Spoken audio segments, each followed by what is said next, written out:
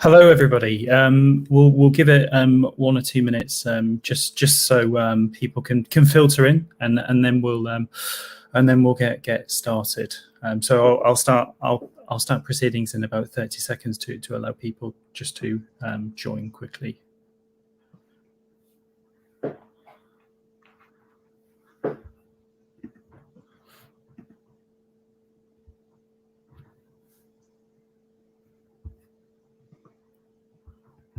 Right, I can see people have started filtering in now, so we'll get this show on the road. So hello everybody, and welcome to April's edition of the Agile Roundabout, and thank you for joining us this month.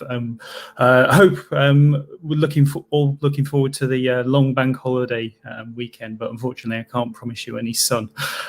So for this month's event, we're going to be focusing on Agile purity. We've lined up 2 really good speakers for you who are going to explore this topic a little further, and I'm sure going to explore their own experiences on this particular topic. So first up, we're going to be hearing from Carlo, who's at Treatwell, and then second up, we're going to be hearing from Graham, who's at Fresh Agile, and they're waving on the screen now, so hopefully you can see who's who.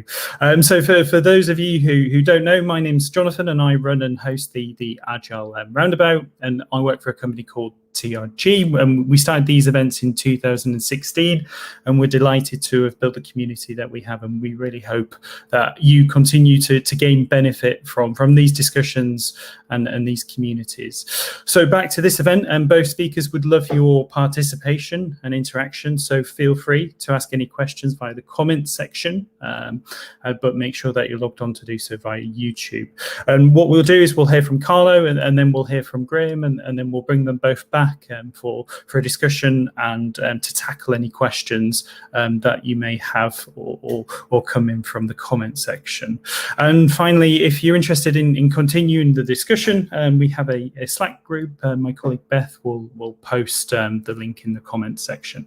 So enough from me.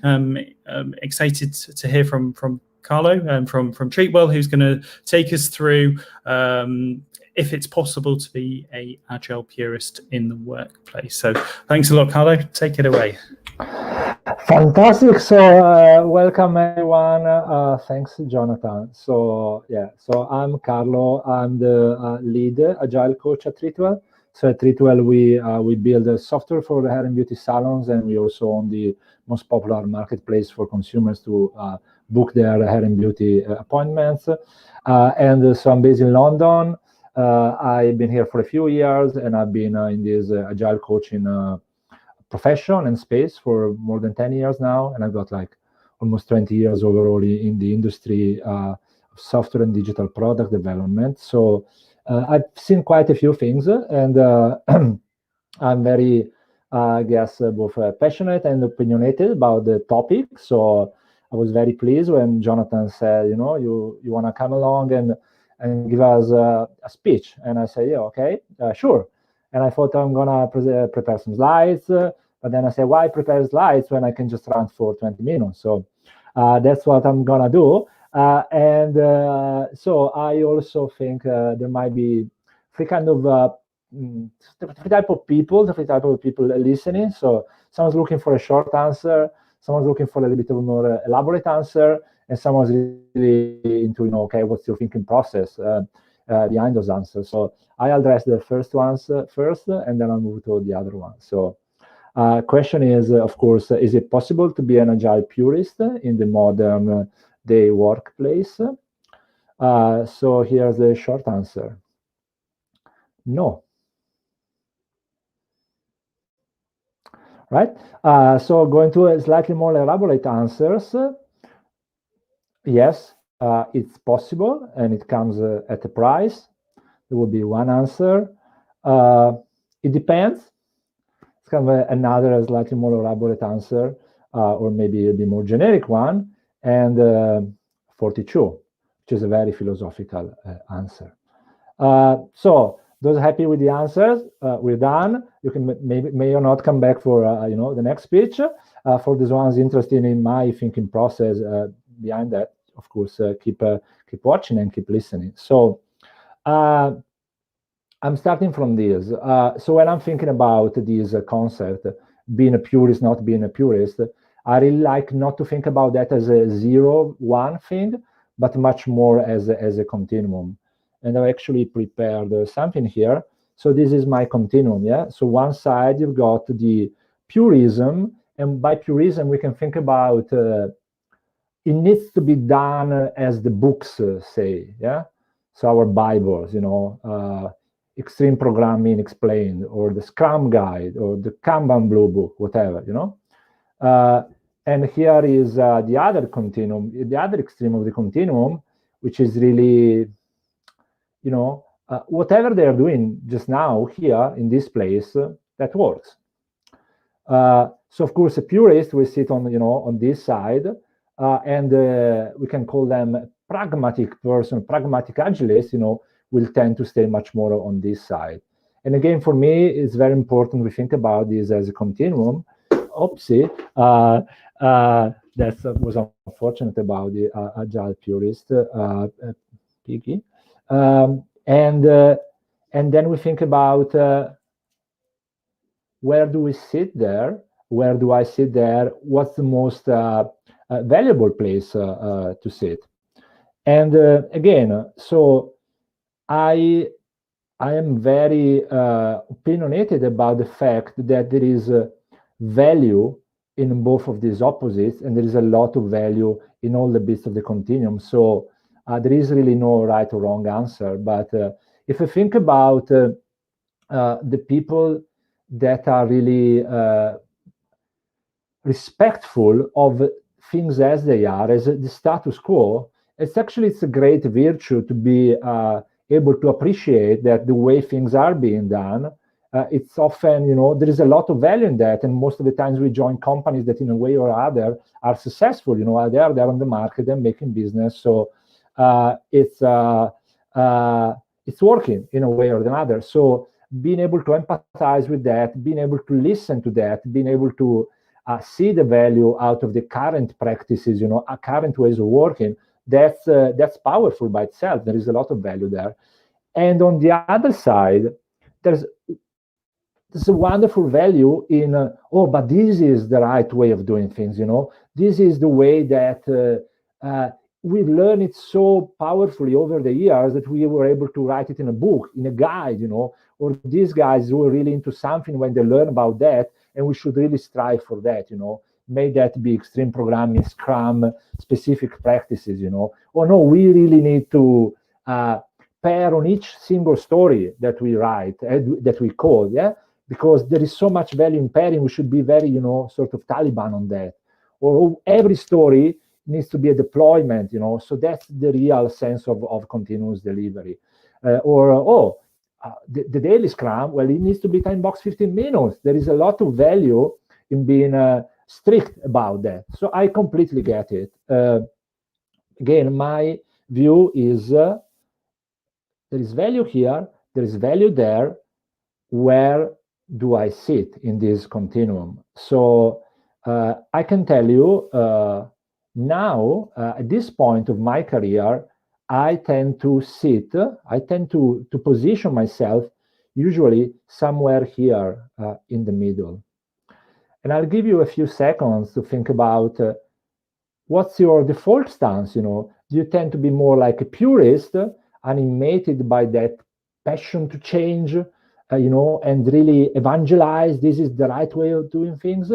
Or are you more someone that is very, respectful of things as they are and try, to drive change step by step? So where do you see yourself just now?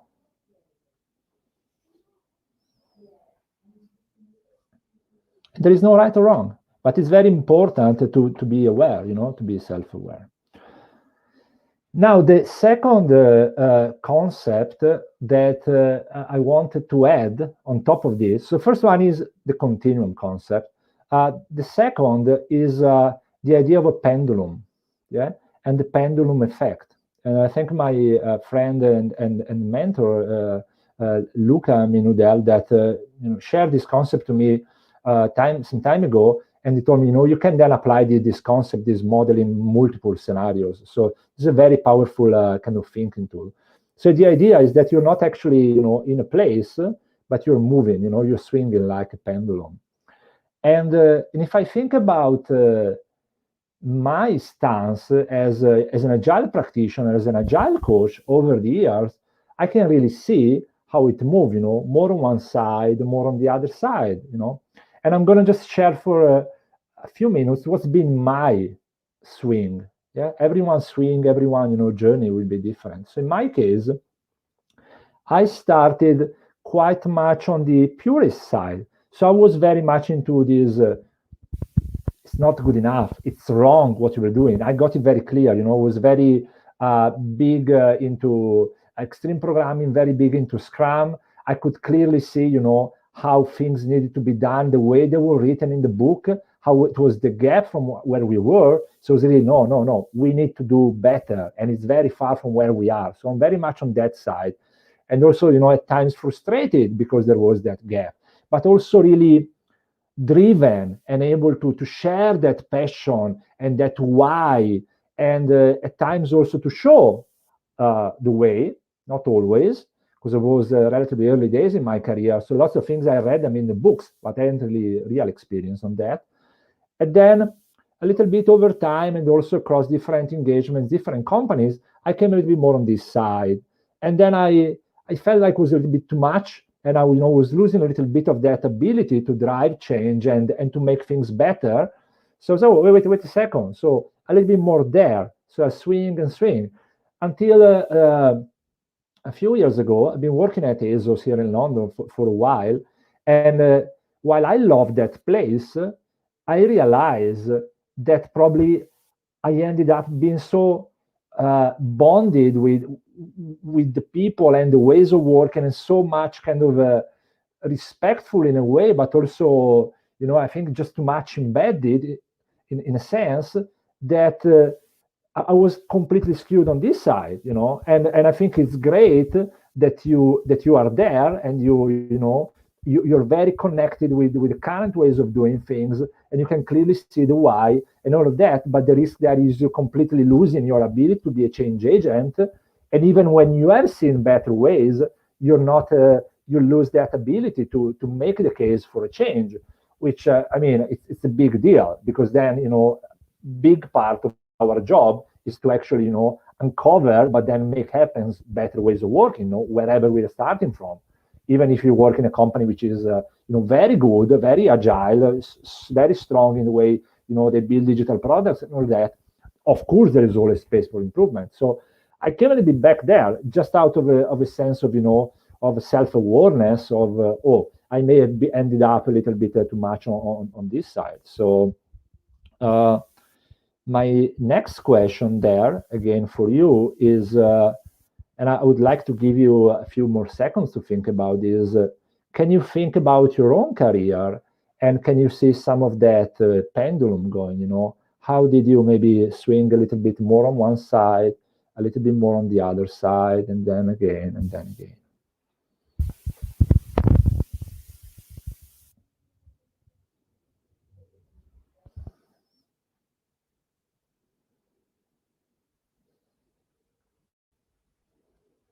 And of course, you will have a chance to think about this, after the session as well. So now, first concept, it's a continuum. It's not a 0-1, purist, not purist. Second concept, what you will experience, and you will have experience, and it makes sense to think about this and lots of other, journeys in agility and other things as a movement, much more than as a static position. Now I want to introduce a third layer on this, which is there to help us, to help you think about, am I making the right call about, where I'm sitting here, right? So there is no right or wrong in general, but there is a better place, a more most effective place to sit, a better stance to take given the specific scenario.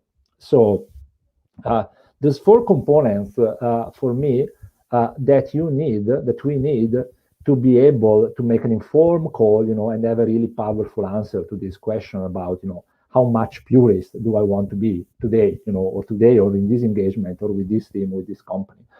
So the very first thing, which is a sort of a foundational thing, well, I really encourage you to grow your understanding of what good looks like, what good agile looks like, okay? And of course, we can get some of that indirectly, watching meetups, going to meetups, going to conferences, reading books, that's excellent. But you really need to go there and, and you really practice. That's how it works, that's the real way we grow our agile and lean expertise, we need to be there, we need to do things. So it's really about, being a practitioner and hopefully finding places where things are good or some practices are good, so you get that real exposure, and really think about trying to get different contexts. What I mean, different companies, different size of companies, different industry, but also the that multi-dimension of practices, so you want to know, for example, what a great retro looks like, but also what great pairing looks like, and maybe what amazing pipelines for continuous delivery look like, or this is a very well-groomed backlog, or this is a way of I don't know, managing flow, in a value stream that's very, very well designed and very well managed. So really try to to have a multidimensional understanding and direct understanding, not just the indirect understanding of what good, what great looks like in modern approaches to software development and agile lean as a label. That's the first thing. Then the second thing is we also need to grow, to cultivate our ability to really listen and observe, empathetically and fully, and assess, the things as they are.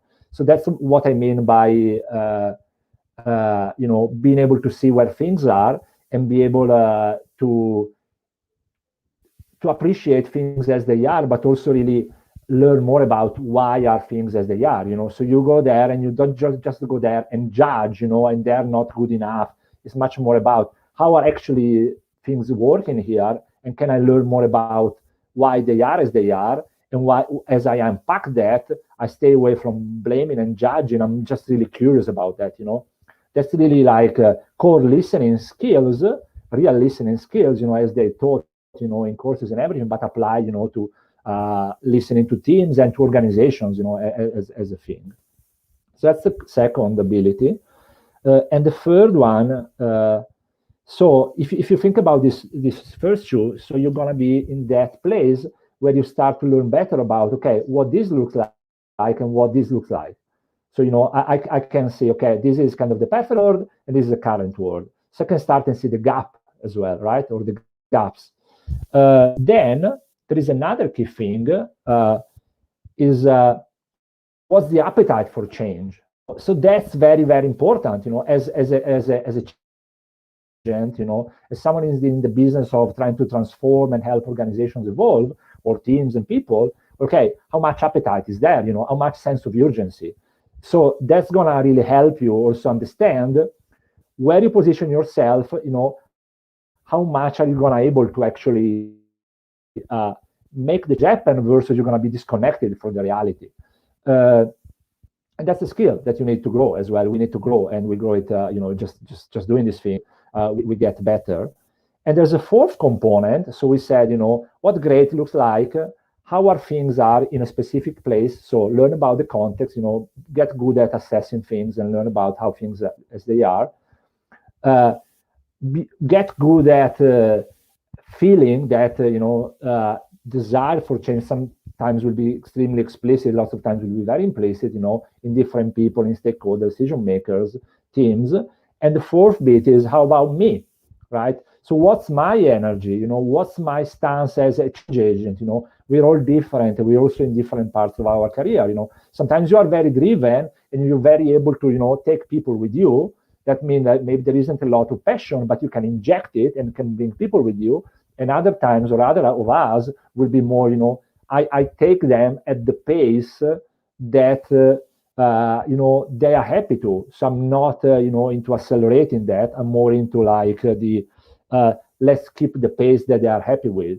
And again, there is no right or wrong to this, but these four elements can really inform you when it comes to, okay, where do I want to sit in this continuum to be two things. To be effective, of course, because we care about that. We want to do a good job of helping teams and organizations evolve. And also, you want to be in a place where you are happy, with yourself, so you need to stay true to your own stance and your own, I guess, your best way you can perform in that specific moment. So what's going to happen as an end result of this, you're going to find your position. And the way I see it, it's a kind of a continuous movement. You start from when they are, and you take them on a journey with you. You take them on a journey with you, step by step, and you go ahead a little bit, and then you go back, because we are in this journey together, and we do a little bit more step, and then you go back and do a bit more, and really like a continuous movement, really like sort of a dance, and that's the way it works, And in the best world, that's the dance that's it's driving change, but it's also enjoyable. And we are in this together. And that being said, that's the end of my rant for today. So thanks everyone for watching and listening. And of course, I'll be around for a Q&A in the session and available after the session as well. Cool, thank you very much, Carlo. And yeah, really, I really did like those props that you had. And yeah, you are right. So we'll bring Carlo back at the end after Graham's talk, and you'll be able to ask questions. And of course, we'll be able to get Graham and Carlo having a good discussion about agile purity. So next up, we've got Graham, who's going to be given his take on agile purity. So I will pass it over to Graham. Yeah, thanks a lot, Graham. Okay, hi everyone. Just bear with me. I've got two laptops I'm working through. Can you see my screen okay? Everyone? Yep, I think so. Okay, so hi, my name's Graham Smith. We're going to talk about that question. Can you be an agile purist in the modern day workplace? But more importantly, we're going to be talking about my journey from a purist to having an agile mindset. And I'm going to cover the steps I took to change, the importance of asking the question why, and relate back to the agile principles and being pragmatic in your agile adoption. So firstly, a bit about me. I've worked in the IT industry for over 30 years. I've worked for a number of blue chip companies, mainly in the financial services, but I have also worked in utilities, energy sector, and smaller organizations. That included a startup where I was a CTO. I've come from a developer background, doing SQL, Power Builder, and Java. And post that, I was a development manager, program manager. But in the last 12 years, I've focused on Agile and I've performed the role as a coach, trainer, and Scrum Master. And I've got certifications in SAFe, SBC, and PSM, but also utilize Kanban and look into other frameworks. So quite a varied but interesting career to date. So what is a purist? So a definition of a purist is a person who adheres strictly and often excessively to traditional, especially one preoccupied with the purity of a language and its protection from the use of foreign or altered forms. Before lockdown, I used to play quite a bit of golf, and there were a couple of members at the golf club that went to the nth degree on the golf rules, even on a friendly game. They became known as the sticklers. They were always reading the rule book and using it throughout the game. It was really unpleasant, and they lost a few friends as a result. They could be called a golf purist. But what is an agile purist? In my definition, I'm talking about people that say to be agile, you have to do things a specific way, and it's often their way. And any deviation to them is not agile. This disturbs me because it's usually the consultants that come in saying that their proven 5-step methodology will transform you into the organization, into the agile ideal.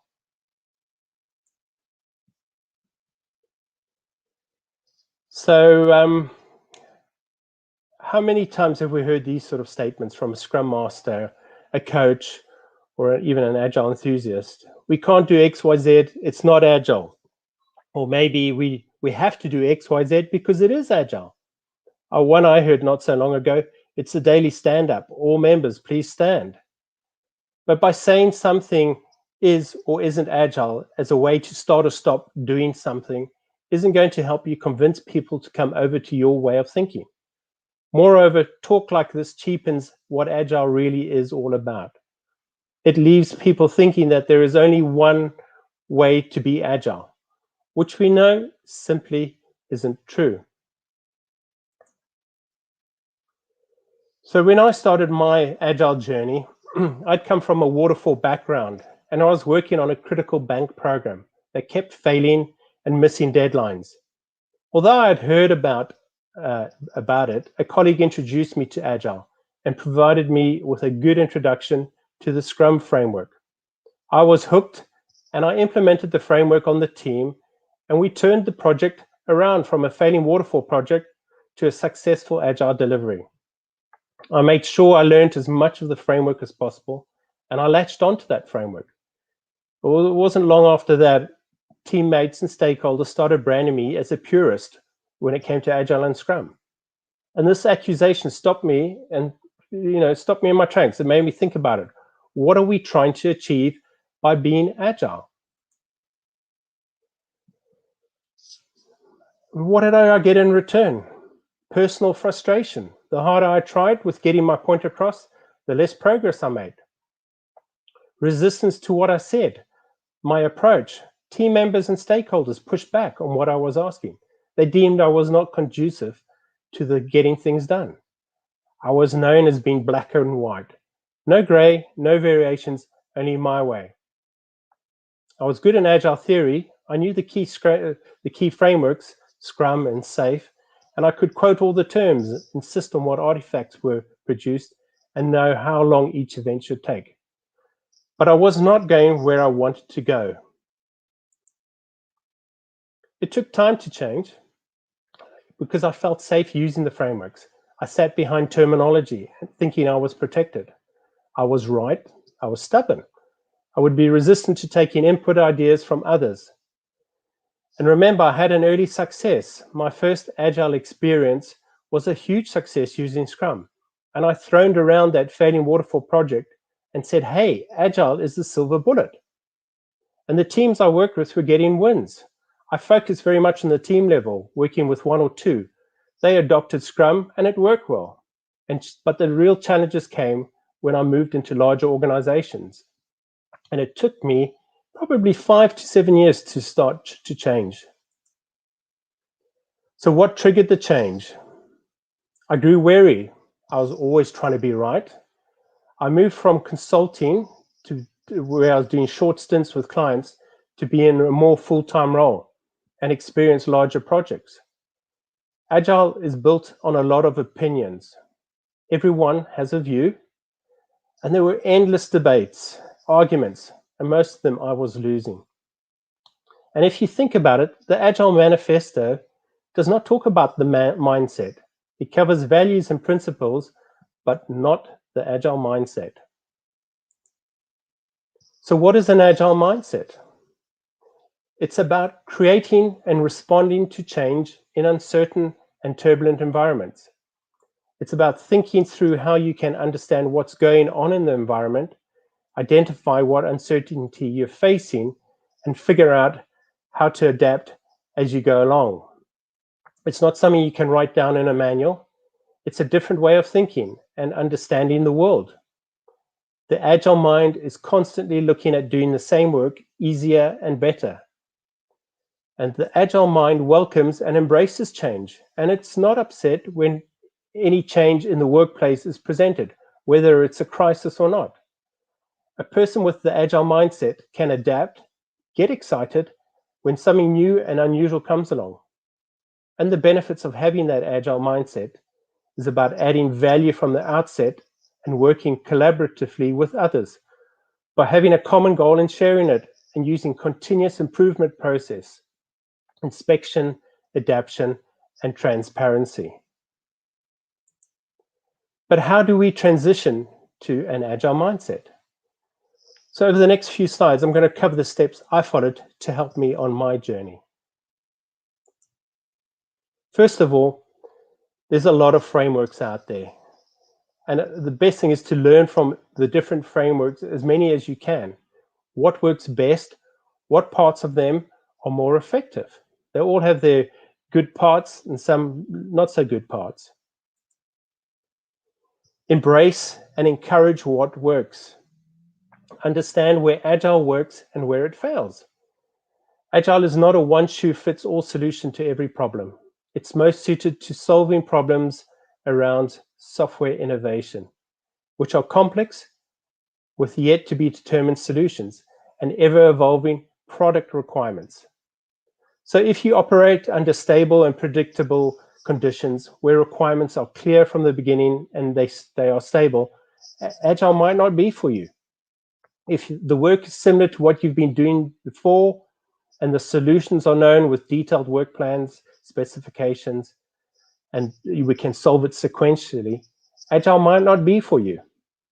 And if your customers cannot test parts of the product until everything is complete and late changes are impossible or expensive, then Agile may not be for you. So use a mixture of Agile practices. It's not written in stone that Agile methods should be used in isolation. Some companies have introduced Agile into the waterfall model, ending with the water Agile 4, especially when they're transitioning to Agile. Others mix several Agile processes. Have an experimental mindset. Agile should challenge us to experiment. You can't make people awesome or make safety a prerequisite if you aren't learning. We learn rapidly by experimenting frequently, and we make our experiments safe to fail, so we are not afraid to conduct more experiments. When we get stuck, we aren't learning enough. We take it as a sign that we need to learn more by running more experiments. Some of these experiments will fail, and if they don't, we're not taking enough risks. Tell them why. A wise coach reminded me not so long ago that what you should be conveying is why something should or shouldn't be adopted because of its value to the team, the business, or the customer. And here are some good examples that you guys can reflect on and use as you work in changing your language to be more convincing. So instead of saying 4-week sprints isn't agile, maybe we should say 4-week sprints are creating an environment where we develop for 2 weeks and we test for 2 weeks. Think mini waterfall. If we reduce our sprint to 2 weeks, we're forced to develop and test iteratively instead of sequentially. That would then allow us to deliver increments faster. Okay, on the next one, instead of saying we shouldn't have a company policy that prescribes exactly how every team should implement Scrum because that's not agile. Rather say we should allow teams to adapt Scrum in a way that suits them the most because self-organizing teams are more productive. And then thirdly, instead of saying we have to use relative estimating because that's agile, say relative estimating reduces the possibility that our estimates will decay over time because they are independent from the person or team that develops the associated story. And then finally, instead of saying our team isn't co-located, we aren't agile, rather say we can co-locate if we can collate all our team members, communication is going to be more effective. And developers will have a higher probability of developing the right thing because they are face-to-face and they also have access to the real-time product owner. The values and principles. For me, Agile doesn't describe a process, rules, or ceremonies. Instead, I accept it as a set of values and principles. And any approach to being agile must preserve the spirit of these. The processes we adopt serve them. There are three key principles from the manifesto that I tend to focus on, and these form a litmus test of agility from an external vantage point. Our highest priority is to satisfy the customer through early and continuous delivery of valuable software. Deliver working software frequently from a couple of weeks to a couple of months, with a preference to the shorter timescale. Working software is the primary measure of progress. And if we aren't working towards these outcomes, we aren't being agile. If stakeholders have no tangible product shown at the end of every iteration and are without working product for a quarter, the outcome is no different to a waterfall approach. So I'm a purist in honoring the commitment to the agile principles. It is emphasized by a belief that product, like democracy, dies in darkness. In a funded model of product development, our initiative loses funding if there's no verifiable progress. And being pragmatic, it's an opportunity to learn and improve as we go along. So first of all, greater self-awareness around how we communicate agile solutions to business problems or processes. The possibility of being misinterpreted in certain situations or by certain participants during a transformation is obviously high and warrants extra clarity when communicating the need for it and the benefits of change. A reminder to be prepared to meet people where they are in the agile journey and position the communication accordingly. Of course, to do that, you need to be able to tell where they are in their journey without first running one of these agile maturity assessments. So perhaps through greater use of powerful questions to clarify their perspective on the issue at hand before offering your take on it. And one area I need to pay more attention to is detecting where people think they already have an agile mindset, but they actually don't. This often shows up as conflicts between what people say about the new way of working versus how they act within it. So being tuned into these anti-patterns will help. And lastly, ask for feedback. I continue this practice where I've come to rely on asking for feedback on my approach after a coaching session, training event, or even just meetings I've facilitated. By inviting the honest, open feedback loop has been beneficial to improving my coaching, and it's an opportunity to model those behaviors for others who might not otherwise feel comfortable doing so. And it's funny to think a few years ago, an offhand comment like that would have hit me pretty hard, whereas now I see it as valuable feedback that I can just toss into my personal inspect and adapt loop and use it to constantly improve my coaching style. So what does success look like? So we're truly on the road now to having an agile mindset. And what we need to determine is what success looks like. And for each organization, this can vary from, and also from each team, it can also differ. So we need to just determine that and be comfortable with it. And then have an obsession. You know, once we know what that definition of success looks like, be obsessed to make sure you succeed as a scrum master, a coach, or even as a team.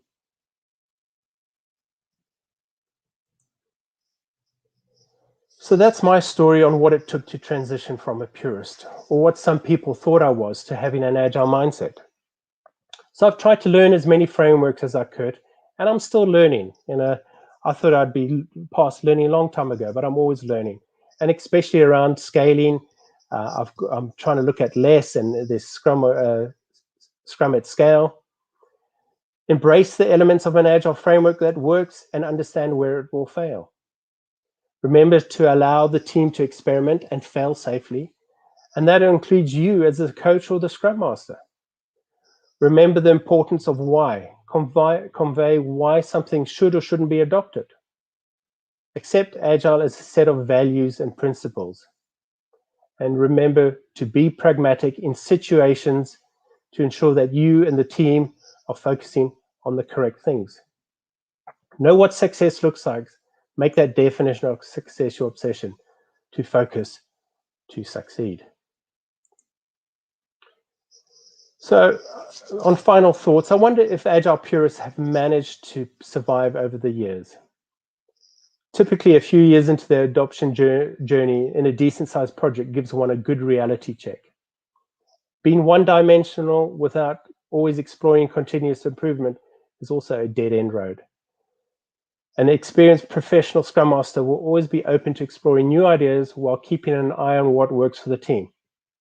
At the end of the day, we need to be pragmatic in our approach to everything. And rather than saying we can't be agile in these situations, instead we should say, let's be as effective as we can be. So back to the original question, can you be an agile purist in the modern day workplace?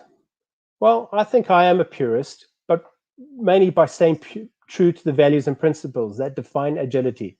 But in reality, we should all strive to be agile pragmatics. It would be good to hear your thoughts. Thank you. I think we're going to open up for questions now.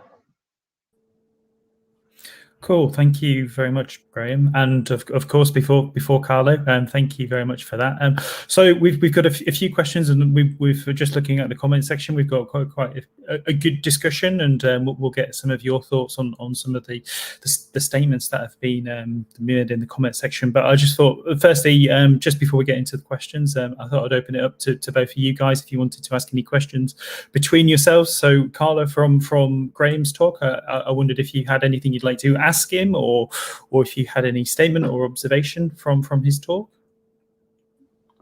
So thanks, Graham. It was wonderful to listen. I think it's always great to hear from people that have seen quite a few things, how their journey has been. For me, I think so. You also mentioned that you work a lot in big organizations, sometimes in small ones. So I think the question I have is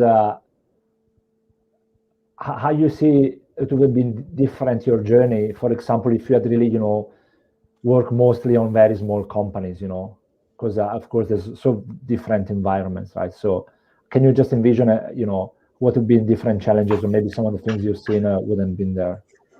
Yeah, sure. Thanks, Carlo. So I think in the smaller companies, I think Scrum really works well because you don't have as many distractions, and a small empowered team will really get focused and deliver. And they're given the chance to experiment and fail. My experience with the larger companies, you get the layers of management that try and interfere, and their mindset is not ready, for agile in a lot of instances. So that's the challenge I have. The smaller companies are the easier ones to implement agile, for sure. Yeah. And Graham, from Carlo's talk, do you have any observation or questions you'd like to ask him from his talk? No, just observation. I like the way about the balancing that you portrayed, because that we go from one side to the other side, and I think it's important that like, even though I've gone through this transition, I still dip into bad habits or bad ways, or ask silly statements. And I think we need to always reflect and dip out again and make sure we address things differently. So, cool. But interesting perspective. So we'll tackle some of the comments and the questions. So Shai, she specifically says for Graham, but we'll open this up to Carlo and get his opinion as well. So they ask, how do you go about making stakeholders understand how it's safe to fail? And I suppose that's all going around about the stakeholder management, engagement, and being okay to fail. But how do you both approach that? Yeah, that's as I said, earlier, stakeholders can be quite tough because all they want to see is outcomes and benefits. But I think you need to sell the reason why you're doing an experiment. It's normally a spike, where you're doing an investigation into a piece of work, and if you can convince the stakeholders that the spike is controlled for a short period of time. We're trying to determine X, Y, Z. you normally do get their buy-in, and if we don't do that investigation, we won't, or that experiment, we won't have that understanding to progress further. So that's how I normally do it. Keep them short, controlled, and keep them in the loop. Transparency is key. What's your take on that, Carlo? Yeah, so I very much second that.